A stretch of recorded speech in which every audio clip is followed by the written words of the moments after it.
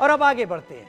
EVM पर election commission की सफाई सामने आ गई है। बड़ी खबर, ईवीएम को लेकर अफवाहें फैलाई जा रही हैं। इलेक्शन कमीशन ने कहा ईवीएम के लिए कोई ओटीपी की जरूरत नहीं है, ईवीएम किसी मशीन से जुड़ी हुई नहीं है, ईवीएम में रिजल्ट बटन प्रेस करके काम होता है।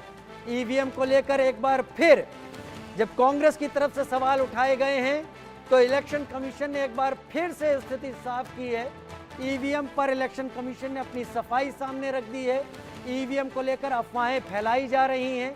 ईवीएम के लिए किसी ओटीपी की कोई ज़रूरत नहीं होती, ईवीएम किसी मशीन से जुड़ा हुआ नहीं है, ईवीएम में रिजल्ट बटन प्रेस करके काम होता है।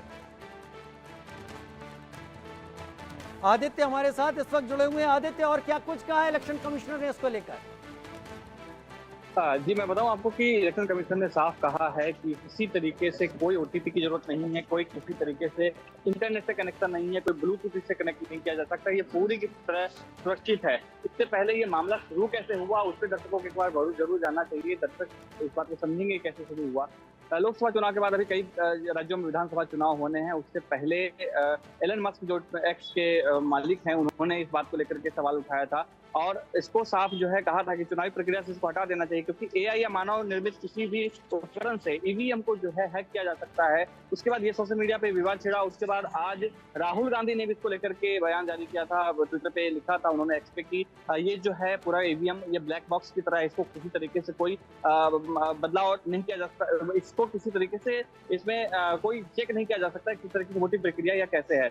उसके बाद ये पूरा का पूरा मामला जो है दोबारा शुरू हुआ था। उसके बाद जो भाजपा के केंद्रीय मंत्री, पूर्व केंद्रीय मंत्री राजीव चंद्रशेखर हैं, उन्होंने इस बारे में बयान दिया था कि हम डेमो देना चाहते हैं। एलन मस्क को भी उन्होंने टारगेट करके कहा था कि हम इस मामले में पूरे देना चाहते हैं डेमो और इसमें हमें खुशी होगी। इसमें चंद्रशेखर ने भी साफ कहा था कि ये अन्य दूसरे पश्चिमी देशों में जो जिस तरीके से वहाँ पे इस मशीन बनाई जाती है वहाँ पे इस तरह की चीजें हो भली सकती है, लेकिन भारत में इस तरह की चीजें नहीं हो सकती, क्योंकि ये ऑटोमेटिक नहीं है, किसी तरीके से मशीन से कनेक्टेड नहीं है, कोई ब्लूटूथ कनेक्टेड नहीं है। ठीक है आदित्य, बने रहे आप हमारे साथ। ईवीएम पर अखिलेश यादव ने भी निशाना साध दिया है।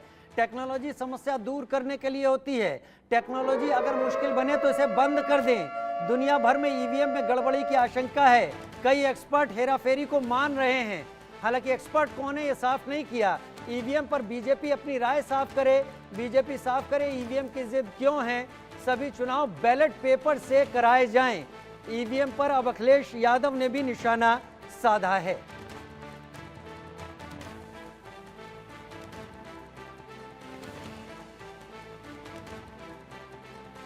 आदित्य मेरे साथ इस वक्त लाइव जुड़े हुए हैं।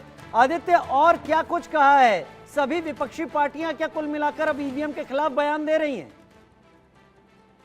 जी बिल्कुल, ऐसा ही माहौल बनाया जा रहा है। जैसा लग रहा है कि जितने भी विपक्षी पार्टी हैं वो इलेक्शन कमीशन के दावों को खंडन कर रही है, ईवीएम के ऊपर सवाल उठा रही है। हालांकि लोकसभा चुनाव में जिस तरीके से विपक्ष ने अच्छी खासी एक जो योजना है पूरी तैयारी की थी और उसमें चुनाव में उन्होंने अच्छा प्रदर्शन भी किया है, उस वक्त ईवीएम के ऊपर में सवाल उठाना एक जो सवाल इंसान खड़ा करता है कि अगर ईवीएम खराब होता तो भाजपा की ये स्थिति ना होती, या एनडीए कम जो आंकड़े जो जिस तरह के आंकड़े आ रहे थे, उनके नंबर आ रहे थे, उससे कम प्राप्त करना, ये एक दिखाता है कि किस तरीके से सवाल उठाया जा रहा है। इससे ईवीएम जो चुनाव से पहले भी ईवीएम के बारे में लेकर के चुनाव आयोग ने कहा था कि अगर कोई चाहे कि इसको लेकर के वो अब दोबारा से जांच करवा सकता है, या अगर चाहे तो मशीन को इसकी जांच करवा सकता है। कुछ पैसे अमाउंट बताए थे, वो पैसे देकर के मशीन को भी दोबारा से रीस्टार्ट करके उसको चुनावी प्रक्रिया उसमें दोबारा किया जा सकता है। इससे पहले साल 2 साल पहले की बात है जब ईवीएम को लेकर के सवाल उठे थे, उस वक्त भी चुनाव आयोग ने कहा था, खुला चैलेंज दिया था सबको कि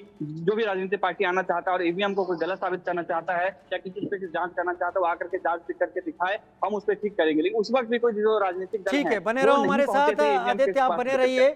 ईवीएम पर वार पलटवार तेज हो गया है। पूर्व केंद्रीय मंत्री चंद्रशेखर ने कहा कि मस्क का नजरिया अमेरिका में लागू होता है, भारतीय ईवीएम कस्टम डिजाइन है, भारत का ईवीएम किसी भी नेटवर्क से अलग है।